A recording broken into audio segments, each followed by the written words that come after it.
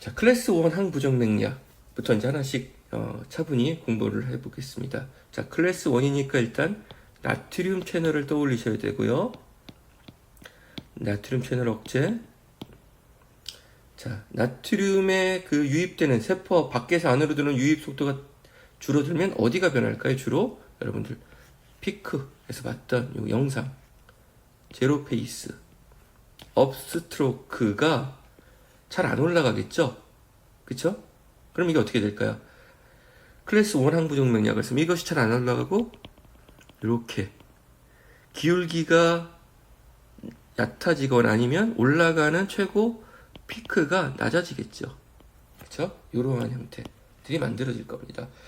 자, 이러한 채널을 차단할 때 나타날 수 있는 이런 활동 전이의 변화된 모양을 여러분들이 이해를 잘 하셔야 됩니다. 자, 이거는 이제 활동 전이의 전도에 관련된 것이고, 그 다음에 사상의 탈변곡의 기울기가 감소된다. 이거는 그 페이스메이커들은 정상적으로 이렇게 되는데, 일반 페이스메이커들은 여기가 스스로 이렇게 올라간다 그랬죠. 그쵸? 그러다가 이렇게 되는. 자, 요거는 칼슘 때문에 그렇지만 요 부분은 뭐 때문에 그렇죠? 소디움. 그리고 요 채널이 뭐라 그랬어? 퍼니 채널이라 그랬어요. 그쵸? 그래서 사상의 탈분극의 기울기가 감소된다. 그럼 뭐야? 요 말은 요게 기울기가 떨어진다는 거는 자동성이 감소된다는 것이죠.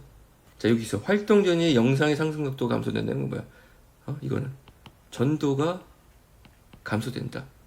그렇기 때문에 소디움 채널을 억제하는 거는 리듬 생성도 차단하고 전도도 차단하고 두 가지 다 쓰기 때문에 보시는 것처럼 동반결절에도 사용되고 심실에서 쓰는 광범위한 그러한 부정맥 치료약이 됩니다.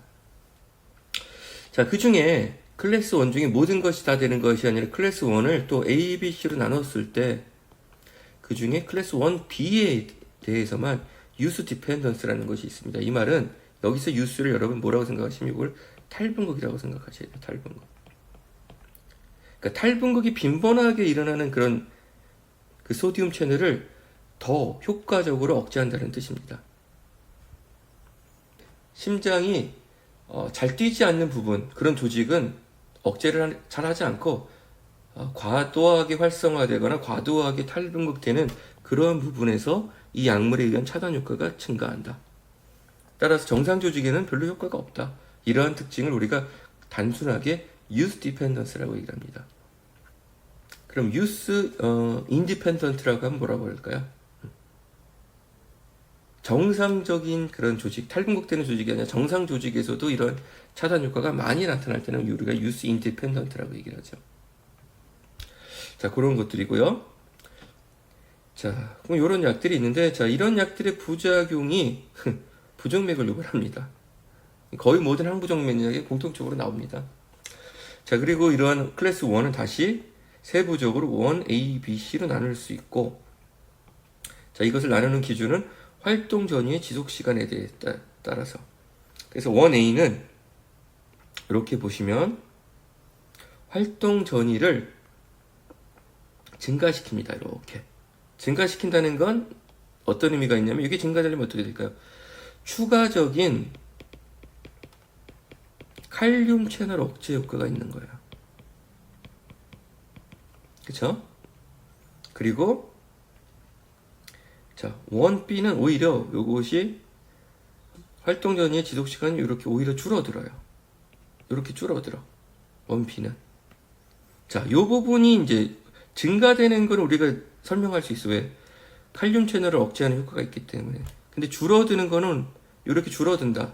요거는 설명하는 방법이 없는데 이거를 제가 예전에 설명드렸던 방법이 뭐라 그랬죠? 여러분들 예전에 설명드렸던 방법이 바로 이 부분. 나트륨 채널이 소디움 채널이 여기만 관여하는 것이 아니라 여기까지도 일부에 나트륨 채널이 열려있다. 그때 열려있던 것을 차단하면 어떻게 될까요? 막전이가 이만큼 유지가 안 되고 어떻게 이게 빨리 떨어지겠죠. 이렇게. 그런 효과로 이것이 짧아질 수 있다 라고 설명할 수 있습니다. 여러분들 그렇게 이렇게 이해하시면 될 것이고요. 자, 그 다음에 자, 1C 같은 경우는 이런 지속 시간에 영향을 주지 않습니다. 그러니까 이거는 거의 순수하게 나트륨 이온 채널만 차단한다고 보시면 되겠습니다. 자, 요거를 이제 각각의 클래스 1A, B, C에 따른 활동 전이의 변화된 모양과 거기에 속하는 약물들은 이제 여러분들이 이제 필히 암기를 하셔야 되는데, 그것에 대한 간단한 제가 팁을 이제 좀 드리겠습니다. 먼저 보시면 클래스 1A는 자, 일단 특징이 소디움 채널을 차단하는 정도가 중간 정도고요. 1B는 소디움 채널을 차단하는 정도가 굉장히 약합니다. 그리고 1C는 소디움 채널을 차단하는 효과가 굉장히 강해요. 그렇기 때문에 활동 전이의 기울기가 여기는 기울기가 제일 많이 이렇게 기울어져 있어요. 이거는 크게 변화가 없고 얘는 중간 정도. 자, 그 다음에 활동 전이 지속 시간에 영향을 미치는 건데 여기는 자,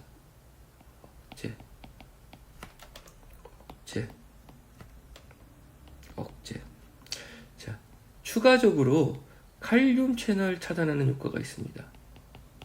그래서 요만큼 활동 전이가 이렇게 연장돼요. 자, 근데 반대로 이거 중간이고 활동 전이가 이렇게 줄어들어요. 자, C는 활동 전이에는 영향이 없어.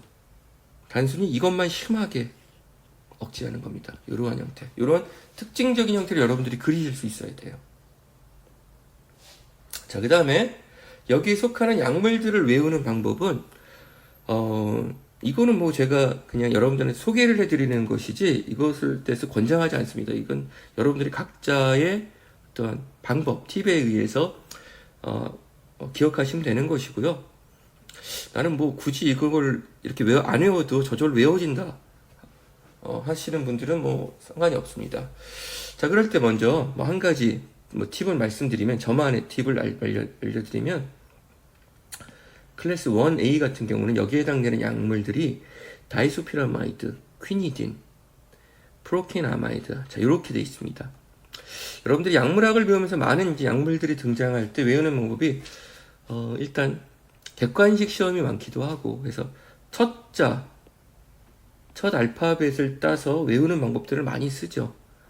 그죠? 첫 알파벳을 따가지고 그것으로 어떤 어구라든지 이런 걸 만드는 방법. 자, 그런 것 중에 하나가 이렇게 만들 수 있습니다. 보면, 자, 더블 쿼터 파운더라고 해서, 여러분, 이거 맥도날드에 가면 있는 그 햄버거 메뉴죠. 원래 쿼터 파운더라고 하는 1파운더가 약 한 450g이니까 그거의 4분의 1좀 되는 패티로 만든 햄버거가 있었어요, 예전에. 그게 쿼터 파운더고, 그것으로 양이 부족하니까 패티를 2장 넣은 햄버거가 더블 쿼터 파운더입니다. 이걸로 맥도날드가 굉장히 히트를 쳤어요, 예전에. 그래서 맥도날드의 그 더블 쿼터 파운더 메뉴를 생각하시면, 더블 쿼터의 D가 다이소피라마이드, Q가 퀴니딘, P가 프로케나마이드, 이렇게 이걸 뭐 떠올리실 수 있습니다. 그 다음에 클래스 1B는 이거는 임상적으로 워낙 중요하기 때문에 이 자체로 그냥 다 기억을 하셔도 되는데, 또 이런 식으로 또 앞에서 한 것과 유사하게 또 기억을 한다면은, 자, 맥도날드와 같은 또 하나의 또 패스트푸드로 뭐가 있죠? 서브웨이가 있습니다. 서브웨이를 가면 조금 불편한 것 중에 하나가 뭐죠? 샌드위치 안에 들어갈 내용들을 다 여러분들이 골라서 이 직원한테 말을 해줘야 돼. 그래서 미국에서 서브웨이를 가면 조금 귀찮거나 혹은 주문하는 걸 두려워하는 한국 사람들이 좀 있습니다. 자, 그때 이제 많이 하는 것 중에 하나가 야채라든지 혹은 소스를 뭐 넣을까를 얘기를 할 땐 흔히 이런 얘기를 하죠. 레터스, 양배추, 마요네즈, 토마토를 넣어주세요 할 때 레터스, 메이오, 토마토 이러한 주문을 하게 될 때가 있는데, 그러니까 앞에서처럼 패스트푸드점 중에 서브웨이를 떠올리고 레터스, 메요, 토마토를 자기가 선호하는 어떤 내용물이라고 생각하시면 레터스의 L이 리도케인. 근데 이거는 뭐 너무 중요하니까 리도케인은 이렇게 안 해도 여러분들 기억하셔야 됩니다. 그 다음에 메요의 M이 맥슬레틴, 토마토의 T가 토케나이드. 이렇게 외우실 수 있고요.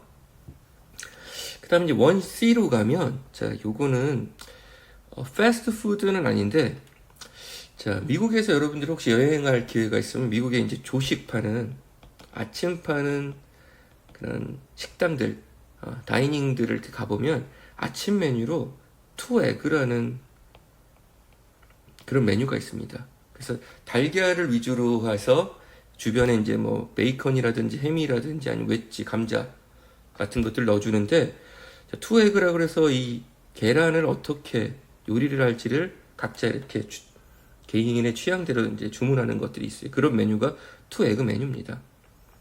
자, 그때 여러분들이 이제 조식 메뉴를 주문한다고 생각을 하시고, 이번에는 자, more fries please. 자, 여기서 프라이즈를 계란 프라이로 생각을 하셔도 되고, 아니면 그 감자튀김 있죠? 프렌치 프라이, 그걸 생각하셔도 됩니다. 감자튀김 좀 더 주세요 라고 우리가 얘기를 할 수도 있겠죠. 자, 그렇게 할 때 요 more에 해당되는 것이 more season, 그 다음에 fry의 F가 플래케나이드, 그 다음에 please의 P가 프로파페논. 자, 이렇게 해서 이런 것들을 조금 뭐 말도 안 되는 소리라고 하시는 분들도 있겠지만, 뭐 어떤 사람들은 뭐 이런 것에 도움을 받을 수도 있으니까 이것은 여러분들이 취사 선택하셔가지고 이런 방법도 있고, 혹은 여러분 나름의 방법을 개발하셔서 어쨌든 클래스 1, A, B, C에 속하는 약물들을 여러분들이 구별하실 수 있어야 됩니다. 자, 그리고 아까도 말씀드린 바와 같이 이런 클래스 1, 2, 3, 4 이 분류가 현재 사용하고 있는 약물들을 명확하게 구분하기가 어렵다고 말씀드린 바 있습니다.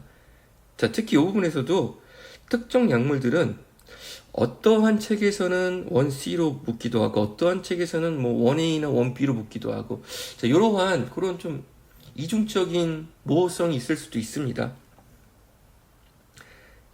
자, 그렇기 때문에 이제 그런 것들은 혹시라도 그런 약물들을 어떤 시험에서, 특히 중요한 시험일수록 그러한 약물들을 보기에 포함시키거나 문제로 출제할 가능성은 없겠죠. 하지만 혹시라도 그런 것들이 이제 출제가 되었다고 하면 여러분들은 여러분들의 레퍼런스, 근거가 되는 자료는 여러분들이 현재 사용하고 있는 약물학 교과서입니다. 그것에 근거해서 여러 가지 뭐 행정소송이라든지 뭐 그런 것들에 대해서 악유하실 수 있습니다. 논쟁하실 수 있습니다.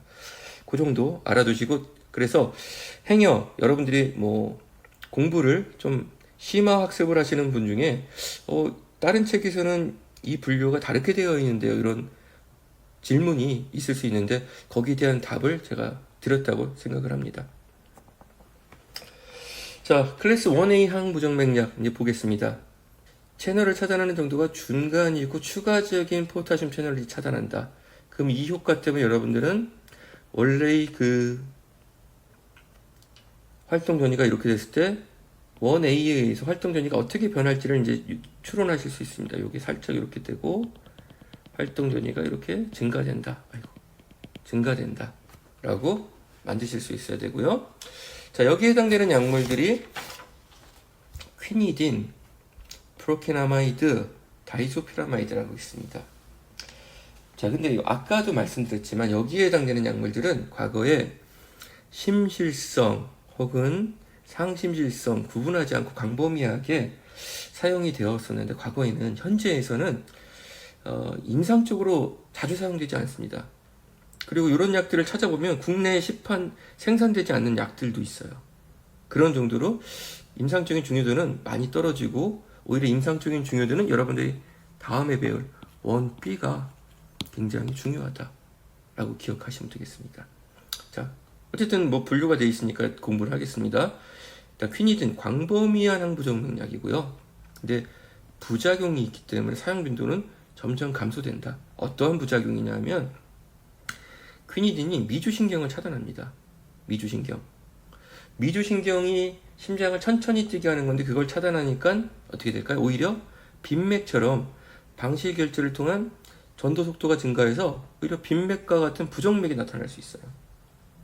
그리고 위장관 부작용이 있습니다. 혈소판도 감소되고.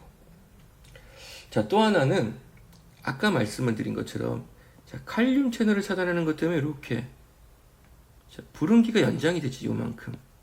그럼 연장되는 과정에서 이 과정에서 이상한 피크들이 비정상적인 피크들이 발생될 여지가 분명히 많은데 그런 거에 생기는 부정맥인 자, 톨세드 디포인티스 우리가 TDP라고 했던 이러한 아주 악성의 부정맥이 생기게 돼서 실신내는 경우가 있습니다. 이 TDP라는 것은 자, 보시면 TDP라는 것은 심실에 나타나는 빈맥인데 심정지 이거에서 더 이제 심하게 되면 심정지로 가는 중간적인 상태입니다. 굉장히 좀 위험한 상태고요. 이걸 그대로 놔두면은 사망에 이를 수 있기 때문에 적극적으로 심폐소생술이나 이런 것들이 필요한 수준이에요. 그런데 퀴니딘을 사용하게 되면 이러한 TDP가 발생하게 되고 이런 것에서 환자가 실신하거나 아니면 사망하는 경우가 있는데 이런 것들을 우리가 특징적으로 퀴니딘 실신이라고 합니다. 퀴니딘 실신. 자, 그러니까 이러한 부작용이 있기 때문에 어떻게 될까요? 사용 빈도가 점점 감소하는 것이죠. 자, 그 다음에 나온 이제 프로케인 아마이드가 있습니다. 프로케인 아마이드. 자, 프로케인 아마이드는 상심실성, 심실성, 광범위하게 다 쓴다. 그런데 얘는 항콜린 효과가 없습니다. 이 말은 뭐죠?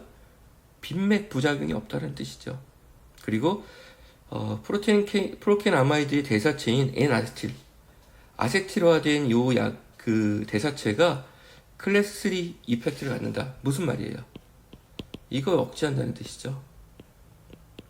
그러니까 얘도 역시 불응기를 증가시킨다. 다른 말로 표현하면 뭐죠? 롱 QT를 나타낸다 라는 뜻입니다. 자, 또 하나 프로케인 아마이드에서 나타나는 그 부작용은요. 이건 말고 여러분들 그 루푸스라고 들어보셨죠? 루푸스. 보통 우리가 길게 얘기하면 전신 홍반성 루푸스라고 이렇게 얘기합니다. 루푸스. 그리고 한자로 하면 이 루푸스를 뭐라고 그러죠? 낭창. 여기서 낭창은 뭘까요? 늑대를 말하는 거죠. 늑대. 창은 상처. 그러니까 마치 이 루푸스 환자들에게 나타나는 울긋불긋한 이러한 그 반점 같은 것들이 늑대한테 물린 상처와 같다고 해서 낭창으로 우리가 불렸습니다. 낭창. 얼마 전에 그 영화 같은 거 있었죠. 인랑이 뭐였어요? 인랑. 늑대 사람이잖아요. 그쵸? 늑대 사람 우리가 인랑이라고 부르는 것처럼 이 낭자가 늑대를 표현하는 겁니다. 그래서 루푸스는 보통 만성 자가면역 질환인데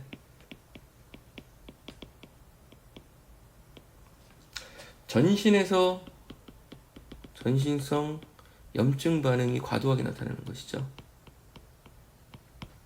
뭐 피부, 관절, 신장, 폐, 신경 등 전신에서 이러한 생체 내 물질을 외부 물질로 인식해서 면역 반응이 활성화되는 것입니다. 자, 근데 이러한 루푸스가 프로케인 아마이드를 사용할 때 이런 루푸스의 부작용이 생겨요. 부작용 생깁니다.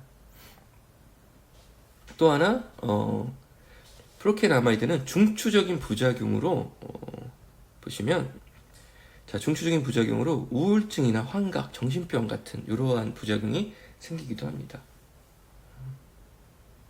자, 이것이 이제 프로케인 아마이드의 특징이고요. 자, 그 다음에 이제 다이소피라마이드. 자, 퀴니딘과 유사한데 부작용의 차이가 있습니다. 어떤 부작용 차이냐면, 자, 퀴니딘보다 항콜린 작용이 강합니다. 대신에 활성과 비활성 모두 차단합니다. 자, 여기서 여러분들 활성 비활성을 모두 차단한다 했을 때, 자, 소디움 채널의 단계가 뭐라 그랬어요, 여러분들? 베이살, 레스팅 상태가 있고, 그 다음에 액티베이티드 상태가 있고, 자, 이렇게 가는 것이 아니라 한 단계가 더 있다 그랬죠? 비활성화 단계, inactivated.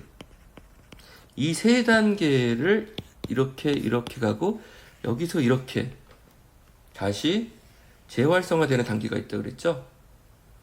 소디움 채널을 차단한다 그러면 이 세 개 중에 어느 것을 차단해도 됩니다. 여기서 여러분들이 간혹 오인하시는 것이 비활성화를 채널을 차단한다 라고 하면 이거를 비활성화를 차단하니까 채널을 활성화시키는군, 이렇게 해석하시면 안 돼요. 소디움 채널 자체가 이 세 가지를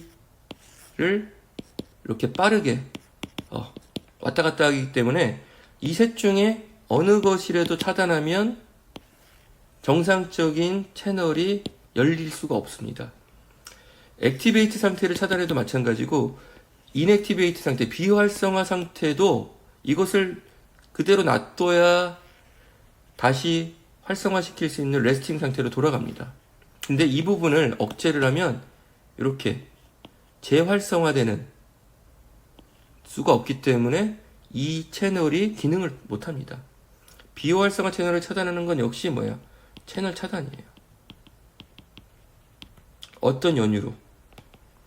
재활성화가 안 되기 때문에, 리사이클이 안 되기 때문에. 아시겠죠? 자, 그리고 요 원비가 유스 디펜던트 하다 라는 말이 이제 여러분 어떻게 하시면 되죠? 빈번하게 혹은 자주 탈분극되는 조직이나 채널을 더 차단한다. 차단하는 효과가 더 효과적이다 라고 할 때 유스 디펜던트라고 얘기합니다. 자, 대표적인 이야기 리도케인이 있어요. 리도케인. 자, 국소 마취약에 보면 대표적인 것이 리도케인이 나옵니다. 국소 마취약으로. 자, 국소 마취약도요, 감각의 전달을 막는 거죠. 이 감각을 전달할 때 뭘 통해서 해요? 활동 전이.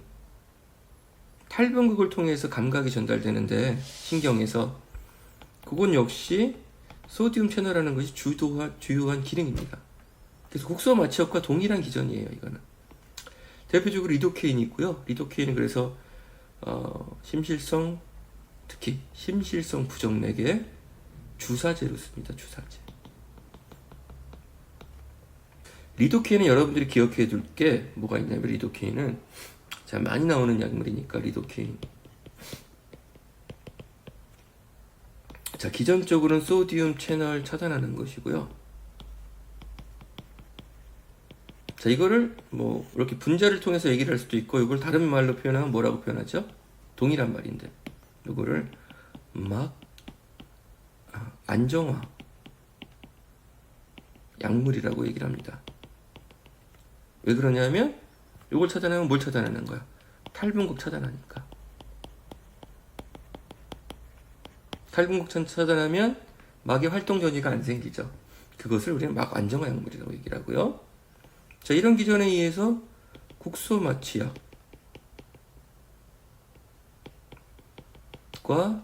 항부정맥약으로 사용되죠. 근데 중요한 게 뭐냐면, 리도케인은 지독하게 생체 이용률이 안 좋습니다. 생체 이용률 5% 미만. 그러니까 경구 투여를 해서는 전혀 효과가 없는 약이에요. 그래서 반드시 뭐야? 주사제로 사용되는 거야. 이렇게 이제 정리를 하시면 돼요. 그렇기 때문에 그걸 이제 하면, 자, 심실성으로 쓰이는데 주사제죠. 그러니까 응급시에 쓸 수 있는 거야. 그리고 자, 디곡신 중독에 의해서 나타나는 심실성 부정맥. 자, 디곡신 중독에 의하면 과량이 뭐가 생긴다 그랬어요? 칼슘이 축적되고 이것에 의해서 뭐가 생긴다 그랬죠? 지연 후 탈분극이 쉽게 생긴다 그랬죠? 그때 나타나는 부정맥이 있는데 요걸 치료할 때 리도케인을 쓴다. 자, 리도케인은 심실에만 작용하고 그 윗부분 상심실성이나 혹은 심방성 얘는 효과가 없습니다. 이게 중요합니다. 그리고 비정상적인 자동성 증가에 의한 부정맥을 억제한다. 이렇게 돼 있어요. 이 말이 뭐야? 이 유스 디펜던스를 다른 말로 풀어서 쓰면 이렇게 되는 거예요. 비정상적인 자동성 증가, 비정상적인 탈분극 증가에 의한 부정맥을 잘 억제한다. 그러니까 정상인 조직이나 정상인 그 채널은 차단을 잘 하지 않아요. 비정상적으로 과도하게 빈번하게 뛰는 것을 잘 차단한다. 자, 부작용으로는 과민 반응이 있고 중추신경 억제할 수도 있습니다. 자, 이것과 유사한 것이 페니토인도 있고요. 페니토인도 뭐야, 여러분? 뭐에서 배웠어? 항뇌전증 약에서 배웠죠. 뇌전증도 이번에는 두뇌에서 생기는 활동전이잖아. 여기도 이게 기여하니까 마찬가지로 페니토인도 마찬가지입니다. 막 안정화제, 소디움 채널 차단 동일합니다. 그리고 맥슬레틴, 토케나이드 우리 아까 외웠었죠. 레터스, 마요, 토마토. 자, 그 다음에 원시 같은 경우는 항부정맥약. 자, 소디움 채널화하는 정도가 굉장히 심합니다. 그렇기 때문에 활동 전후의 기울기가 이렇게 해서 굉장히 이렇게 심하게 기울어져 있어요. 하지만 활동 전후의 지속 시간에는 영향을 미치지 않아.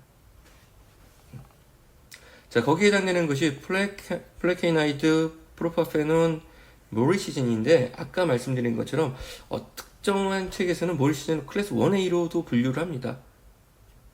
그러니까 요것이 명확하게 뭐 A, B, C로 이렇게 착 나눠 들어가는 건 아닙니다. 우리가 보는 관점에 따라서 이렇게 볼 수도 있어. 그러니까 너무 여기에 여러분들 너무 목숨 거실 필요 없어요. 그리고 특히 원시는 그렇게 중요하지도 않아. 특히 사망 위험률이 증가시키기 때문에 임상적으로 굉장히 제한적으로 씁니다. 여기 있는 약들, 여기 보시는 것처럼 안전성에 심각한 의심이 있다. 그러니까 사망 위험률을 높인다는 거야. 따라서 다른 약물을 썼는데 잘 안 듣는 그런 부정맥이 있다면 한번 고려해 본다.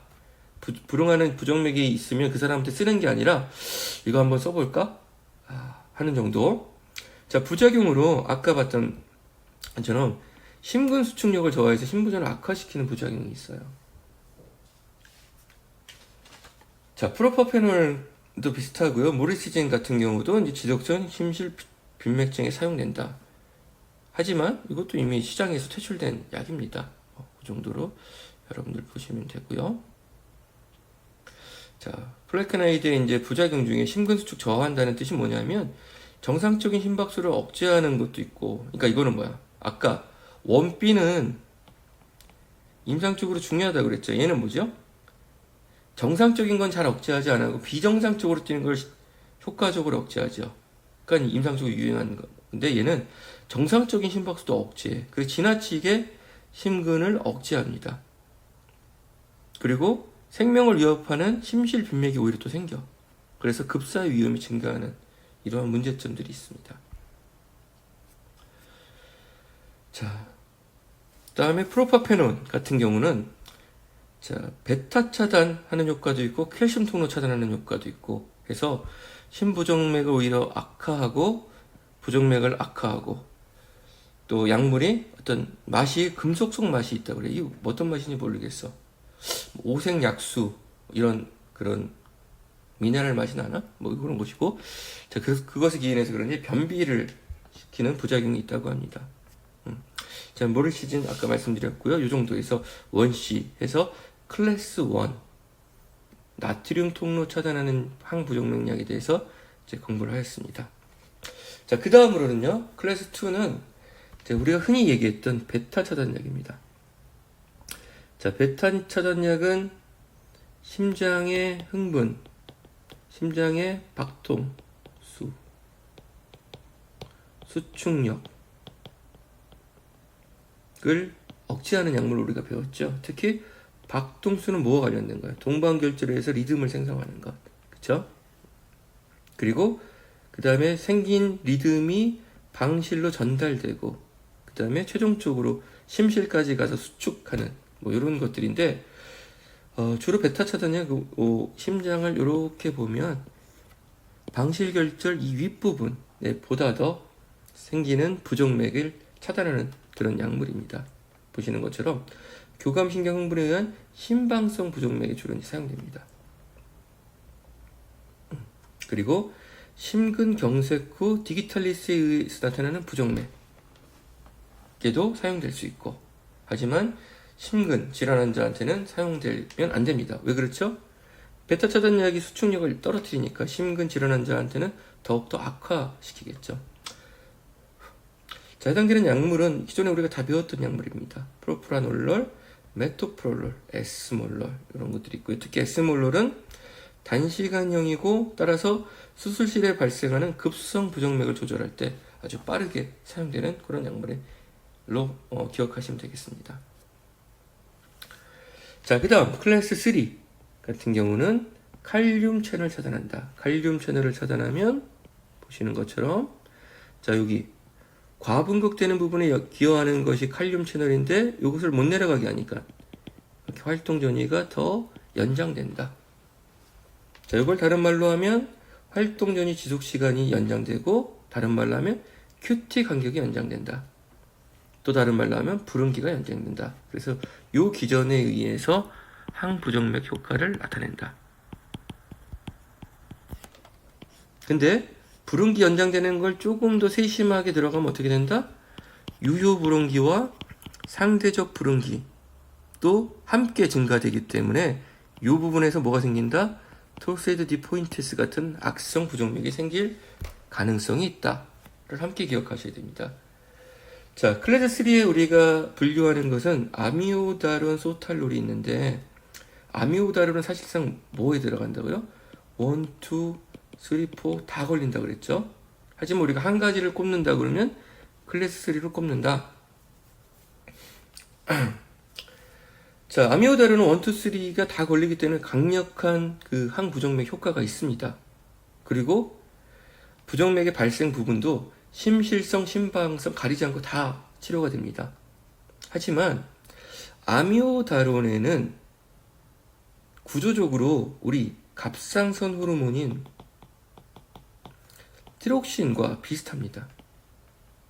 그래서 약물 자체에 요 아이오다이드를 포함하고 있어요. 요오드를 포함하고 있어서 아미오다론이 생체 내에서 작용하고 난 다음에 대사체들이 요거를 많이 유리시킵니다. 그래서 그 부작용으로 이런 것들이 침착돼서 특히 폐나 피부 이런 데 침착돼서 이런 폐를 섬유화시키거나 피부를 파랗게 착색하는 이러한 부작용들이 있습니다. 폐나 심장 같은데 부작용을 나타내는 경우가 있습니다. 그래서 이러한 부작용들 때문에 아미오다론은 다른 약물의 효과가 없는 상실성, 그러니까 심실의 위쪽, 심실성, 그러니까 부위에 상관없이 다른 약물의 효과 없는 부정맥에 사용하는 약물이고, 아까 봤던 우리 1C, 클래스 1C는 이런 다른 약물의 효과 없는 부정맥에 고려해 볼 수 있는 약물이고, 그 차이가 있습니다. 아시겠죠? 자, 소탈롤 같은 경우 이름으로 보면 베타 차단 효과가 있고요. 그 다음에 L형과 D형 중에 이제 입체 이성질체에 따라서 D형 같은 경우는 칼륨 차단하는 효과가 있습니다. 따라서 요거 길게 만드는 연장하는 효과가 있고, 또 베타 차단하는 효과가 있기 때문에 요것에 의해서 급성 심근경색 후 사망률을 감소시키는 이런 추가적인 보호작용이 있다. 자, 이렇게 기억하시면 됩니다. 또한 여기에 해당되는 약물들은 다 뭐다? 롱 QT 신드롬을 유발한다. 그렇죠? 자, 그러면 자, 그래서 이제 아미오다론에서 아미오다론이 여러 가지 작용 기전을 갖고 있고 항부정맥 효과가 뛰어남에도 불구하고 이러한 부작용들, 폐가 섬유화된다는 건 무슨 뜻이죠? 폐포가 탄력성이 없어진다는 뜻입니다. 호흡을 잘 못하게 만드는 것이죠. 자, 이러한 섬유화 부작용을 나타내는데 이것의 원인이 대사에서 이제 유출하는 요오드 때문입니다. 따라서 아미오다론과 유사하지만 이러한 부작용을 줄인 약이 드로네다론이라는 유사한 물질입니다. 드로네다론은 이런 폐나 이런 데 조직이 축적되지 않게 만들고 또한 요오드를 함유하고 있지 않기 때문에 부작용을 줄입니다. 또 하나 아미오다론의 하나의 특징 중에 하나가 아미오다론은 반감기가 깁니다. 길어요. 그러니까 반감기가 길기 때문에 아미오다론을 투여하고 나서 효과가 바로 나타나지 않습니다. 치료 개시 후 약 한 6주 정도 시간이 걸린 이후에 항부정맥 효과가 있습니다. 그러니까 이거는 급성 부정맥에 사용하기가 굉장히 어려운 약물이고요. 또 하나 그렇기 때문에 만약에 급하게 이제 효과를 빨리 보고 싶다 그러면 어떤 방식을 써야 돼요? 부하 용량. 과량의 부하 용량을 먼저 투여하고 나서 그 이후에 소량의 유지 용량을 이렇게 투여하는 방법을 써야 되고, 또 하나 반감기가 길기 때문에 축적 효과가 있습니다. 체내에 많이 머무르는 효과가 있어요. 그것에 비해서 드로네다론은 축적 효과가 낮다. 그리고 요오드 함유하는 그런 것도 없기 때문에 부작용 측면에서 굉장히 개선된 약물이 드로네다론이다 라고 생각하시면 됩니다. 그 다음에 이러한 클래스 3의 경우에는 이렇게 QT 인터벌을 길게 만들기 때문에 요것과 유사한 것들, 이렇게 롱 QT 신드롬에서 나타나는 TDP들이 나타날 수 있는 약물들이 뭐가 있냐면, 여러분들 항정신병 약, 우리 앞에서 배웠던 것 중에 항정신병 약들이 대체적으로 이런 약들이 많고요. 할로페리돌, 퀘티아핀, 지프라지돈 이런 것들, 그 다음에 항우울 약물들, 과거에 쓰였던 TCA 계열, SSRI 모두 다 롱QT 신드롬에 걸립니다. 그 다음에 항히스타민 약, 다이펜하이드라민, 아스테미졸, 로라타딘, 털프나딜, 특히 이 털프나딜 같은 것들은 이런 롱QT 신드롬 때문에 시판이 중단되기도 합니다. 그 다음에 마크롤라이드 항생약, 자, 이러한 것들이 아주 롱QT 신드롬을 유발해서 이런 것들 때문에 톨세드 디포인테스로 심실성 부정맥 발현, 그래서 사망에 이르게 하는 것들이 많이 보고된 약물들이에요. 자, 그래서 최근에는 이제 약물을, 이제 이런 약들은 약물 개발 과정에서 이걸 몰랐기 때문에 이렇게 시판되고 이런 것들 우리가 사후에 리포트로 알고 있지만, 현재는 이러한 내용들이 많이 알려져 있기 때문에 약물을 개발하는 과정에서 뭘 반드시 체크를 하죠? 포타슘 채널, 억제 유무를 약물 개발하는 과정에서 확인을 하고, 이런 억제하는 가능성이 있는 약물들은 대체적으로 개발 과정에서 다 드롭됩니다. 더 이상 진행하지 않습니다. 이러한 아주 생명을 다루는 그런 부작용이 나타날 가능성이 굉장히 농후하기 때문에. 자, 아미오다론과 드로네다론 이제 구조고요. 아미오다론은 이렇게 요오드를 포함하고 있습니다. 갑상선 호르몬처럼, 호르몬과 유사하게. 그리고 이런 요오드들이 폐나 심장에 이제 축적되면 폐나 이런 것들을 섬유화시키는 부작용이 있고요. 드로네다론은 그런 것들이 없고, 이런 특징에서 부작용이 개선된 형태가 드로네다론입니다. 자, 그 다음에 이제 마지막으로 보면 클래스 네 번째 보시면 칼슘 차단 약인데, 항부정맥약에서 우리가 얘기하는 것은 심장 선택성이 있는 것만 얘기합니다. 혈관 선택성이 있는 건 금기입니다. 왜 그렇죠? 혈관 선택성이 있는 건 어떻게 돼? 혈압을 떨어뜨리고, 혈압이 떨어뜨리면 반사성 빈맥이 나타나니까. 그렇죠? 빈맥이 부정맥을 악화시킬 거 아니야. 자, 그런 약물로 베라파밀과 딜티아젬이 있습니다. 자, 신방성, 주로 이제 이런 칼슘 통로 차단약은 신방성 부정맥, 리듬 생성과 혹은 방실 결절에서 전도를 억제하는 이런 정도. 자, 그렇기 때문에 심실성 부정맥, 밑으로 내려오는 부정맥에는 잘 쓰이지 않습니다. 자, 베라파밀의 이제 특징적인 부작 중에 하나가 변비가 있고요. 베라파밀 일부 혈관 선택성이 있기 때문에 저혈압도 유발합니다. 또 하나, 심장을 억제를 하면 카디악 아웃풋도 떨어지기 때문에 저혈압이 올 수도 있어요. 자, 그리고 디곡신의 혈중 농도를 높인다. 그건 말은 뭐죠? 디곡신의 그 청소율, 신장 청소율을 낮추기 때문에 혈중 농도를 높이니까 상호작용을 고려해야 되는 것들이죠. 그 다음에 심장의 선택성이 중간 정도인 딜티아젬도 있고요. 자, 그 다음 기타 클래스 4로 우리가 굳이 붙일 수 있는 것, 디곡신과 아데노신이 있습니다. 그 중에 임상적으로 중요한 게 아데노신이니까 이걸 먼저 말씀드리면, 아데노신은 아데노신 수용체에 작용해서 포타슘의 막 유출을 증가시켜서 과분극을 시키는 작용입니다. 결과적으로 상심실성 부정맥의 급성 조절에 쓰인다. 상심실성. 그러니까 뭔가 심장의 위쪽 부분에 생기는 부정맥을 하는 것이고요. 그 다음 디곡신을 굳이 우리가 항부정맥으로 얘기한다는 건 뭐죠? 강심작용으로 심장을 강하게 뛰게 하니까 보상작용으로 뭐가 돼? 미주신경이 흥분돼서 심장을 천천히 뛰게 하는 서맥이 나타나는 거죠.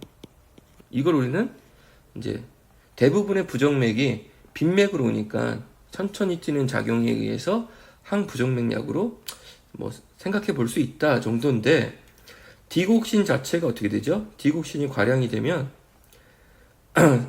나트륨 축적에 의해서 비정상적인 흥분 발생, 이거를 우리가 조금 더 유식하게 표현하면 뭐야, 이게 지연성 후탈분구 발생돼서 심실 부정맥이 생긴다, 부작용으로. 그러니까 디곡신이 항부정맥 치료약인데 이것에 의해서 또 부정맥이 생긴다라는 그런 케이스고요. 여기서 여러분들이 또 하나 조금 의아하게 생각하실 게, 과량시 소디움이 축적된다 그랬어요. 여러분들의 기억에 의하면 실제로는 칼슘 축적에 의해서 이소성 흥분이 발생되는 건데, 자, 이건 둘 다 맞습니다, 여러분. 디곡신의 작용점이 뭐죠? 작용점이 소디움, 포타슘, ATPase예요. 요거를 억제하니까 1차적으로 어떻게 되는 거야? 요게 축적되고, 그 다음에 2차적으로 어떻게 되는 거야? 이것 때문에 2차적으로 소디움, 칼슘 익스체인저가 돌지 않고, 그것 때문에 결과적으로 이게 축적되는 거죠. 그러니까 이게 두 가지가 다 일하는 겁니다. 둘 다 맞는 말이에요. 아시겠죠? 자, 그리고 디곡신에 의해서 어쨌든 이러한 지연성 후탈분극이 일어날 때는 이걸 치료하는 것을 리도케인이나 페니토인 같은 클래스 1B 계열의 항부정맥약을 치료하고 쓰면 됩니다. 자, 그럼 이제 마지막으로 우리가 배운 항부정맥약들을 이제 여러 가지 기준에 따라 정리를 해보겠습니다. 표를 활용해서. 제가 리핀코트에 나와 있는 표인데요. 보시면 일단 클래스 1, 2, 3, 4로 구분을 하면, 클래스 1은 나트륨 채널 차단, 2는 베타 수용체 차단, 3은 칼륨 채널 차단, 4는 칼슘 채널 차단이고요. 이것에 따라서 생기는 여러 가지 그 활동 전이의 변화들 여러분들 다 이해할 수 있어야 되고요. 자, 그 중에 이제 여기 이제 텍스트로 된 것 중에 제가 중요한 것만 좀 짚어드리면, 자, 클래스 1은 심실과 심방 다 작용하지만 그 중에 임상적으로 중요한 클래스 1B는 어디만 작용한다? 심실. 그 다음에 나머지들은 광범위. 그쵸? 이렇게 정리할 수 있고.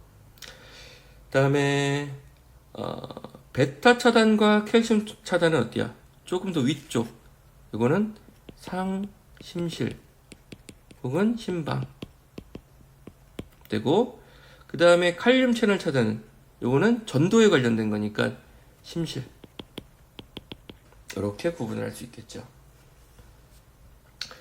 자, 다른 약에서 또 이제 정리한 방식에 의해서 여러분들이 보시면, 자, 쭉 이제 주요한 약물들이 나왔습니다. 이제 보시면, 퀴니딘, 프로케나마이드 클래스 1A고, 리도케인 1B네.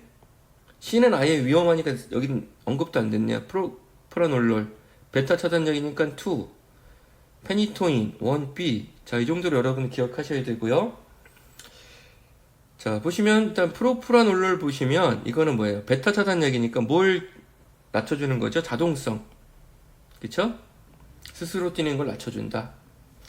그 다음에 리도케인이나 페니토인은 주로 심실에서 심실성 부정맥을 낮춰준다. 그 다음에 원비는 어떻게 됐어요? 그 부릉기를 감소시켜줬죠? 요 특징. 그 다음에 1A는 부릉기가 증가됐어요.